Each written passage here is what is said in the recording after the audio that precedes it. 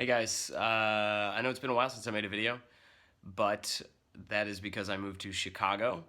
Coming to you from a rainy day in Chicago, Illinois. Look at that, so much rain.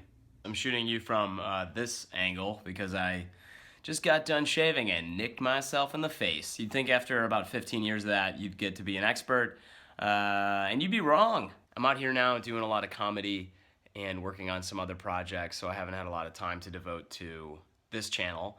But I did have a thought today that I thought would be perfect for a video, and I wanted to share that with you. I was out on Belmont and I saw just a homeless guy walking across the street, and he had stopped traffic. He was in the middle of the street. So none of the cars were going anywhere. And I had this strange thought, which was, that guy is a product of capitalism. Stick with me a little bit. I'm not going to get anti-capitalist in this rant or anything. I know that you guys think that probably of me, but basically any kind of machine, any industrial machine produces something of value. It produces something of value in two ways. It produces a thing of value that can be sold, which provides income and wealth to the person who created the machine. And then the second thing is it creates value, pragmatic value, for the person who's purchasing it. So in that way, it creates sort of two different parts of value. But the third thing it creates, and almost every industrial machine does this, is a byproduct. It's either a byproduct or waste is another way to describe it. And the system that we're living in, capitalism, is kind of like this. It produces a lot of good products, it produces a lot of wealth, but it also produces a lot of waste. Now, whether that waste is sawdust from a sawmill, pink slime from a food processing plant, pollution, bad television shows, whatever that happens to be, there's a byproduct. This guy, this homeless guy, is a byproduct of our system that we currently live in. It produced a lot of wealth for a lot of people, but there are some people that it has not produced wealth for, and that guy's one of them. Now, here's why I find this particularly interesting, though. Capitalism is about taking resources, changing them, creating a change in them, and then producing something else. And there's almost no resource on the planet that the machine of capitalism doesn't want to take in, convert, and then commodify in a way that it can become sold in order to increase wealth and pragmatic output. We're seeing this even with air in China now. I mean, this is the case. So things like sawdust that come out of a sawmill can be repurposed. Now there's particle board. Same thing with pink slime. Originally it would just be thrown away, but now we've got a bunch of it. Those resources that capitalism deals with aren't just natural resources. They're not just things like oil, stone, wood, food, etc. They're not just like that. There maybe also is a second tier of resources we don't tend to think about. Things like meaning, purpose, identity. These things are resources too. And in a way, they also are involved with the process. So this guy who's walking down the street blocking traffic, in a system like ours, the context of who he is in our minds is really important. Because if we are all, let's say, consumers, and we all should be producers, and we all should be workers, and we all believe in a meritocracy, then if that guy is not succeeding, it's his fault. He's a loser, he's a homeless person, he's a slacker, he's whatever you want to call him. Now, in the past, that hasn't always necessarily been true. Ellen de Botton has pointed out that in England, in the 19th century, you would have called that person unfortunate. And because of their situation and their beliefs, people rose to the positions they were in, maybe by providence.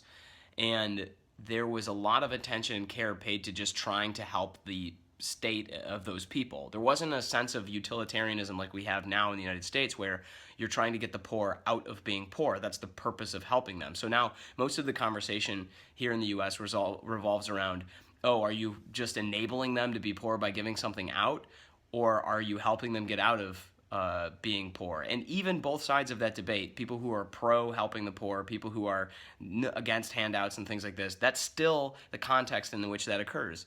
You know, a very reasonable argument for someone who wants to, let's say, start a food bank or give out just, welfare, let's say, is these people are just going to be poor. We're just trying to help out our fellow human beings. Now, the purposes of me talking about this isn't to have that discussion necessarily. But something I do want to point out is that our beliefs are meaningful in this place. They have social and economic relevance. Here's where I'm going with this. Part of the reason we might be seeing an abandonment of the West by a number of people who are leaving to join ISIS from Western countries, and you can find statistics on this, is that ISIS and Islamism has a very strong meaning to people who are, let's say, young and poor and not feeling like there's a lot of opportunity for them. If you're someone who is disenfranchised by the lack of greater meaning in Western life, of which we can all attest that's the case, there's about 70 years since the Second World War of postmodernism exploring the lack and loss of meaning after all of the greatest values of the West led to things like the Holocaust, National Socialism, communism in the East, and rampant corporatism here in the United States. Maybe there's an appeal to young men and women, I suppose, who are interested in going to join something that is meaningful, because that is a resource that ISIS has in spades. They can tell you, you are not just a person, you are a fighter of Allah. You are bringing about the last and greatest caliphate. Nothing in the West is pointing to any, especially young men, and saying you are an important part of something. You are meaningful. You have responsibility. I want to go back to the homeless man I saw walking across the street. There's a lot of homeless people in the United States. The economic turmoil that's gone on in the last 10 years has really brought about this problem. It's a wasteful byproduct of the system of capitalism that hasn't been taken by someone and found out how to be made valuable again. And maybe that's because we keep thinking about the problem in the wrong way. Maybe the answer to the problem is by using that other resource, meaning and identity, to give a new identity to these individuals and a new meaning in a process that changes the context both for us to them and them to the rest of the social culture they live in. I don't know what that is, but it's worth thinking about, because this is precisely what Hitler and National Socialism did to a lot of young men who were disenfranchised and frustrated in the late 20s and 30s in Germany. These poor are typically throughout history exploited into warfare, giving them something to do, somewhere to go, and a powerful sense of meaning and purpose along the way. It's one of the most powerful drives in all of human history. We can see it over and over again. And my concern potentially is that unless someone comes up with a better, more ingenious, more innovative way of giving a new context for these individuals, we could be headed that way again. But I don't know. It would be interesting to hear your thoughts. If you want to see more videos like this, whenever it is they end up popping up, hit the subscribe button. I know everybody says that, but it would be cool. I'd love to carry on a conversation with you. Take care. And meanwhile, the madness continues.